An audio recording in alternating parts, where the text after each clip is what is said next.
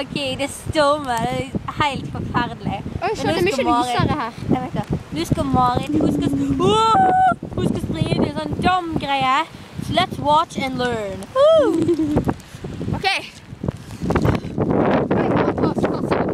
Ja. Vil du stå litt nærmere, kanskje? Ja. This is gonna be awesome. Oi, fryser! Ok. Ok, let's go, Marit. Marit, begynn på vilskjær!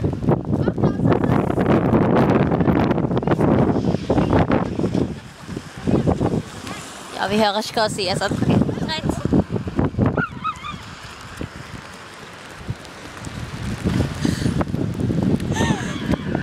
Hvordan føles det, Marit, å bli helt gjennomført i tightsen din? Det er ikke en tights. Ok, hva er det? Det er en bukse. Åja, ok, buksen din. Ah! Jeg fryser på fingrene!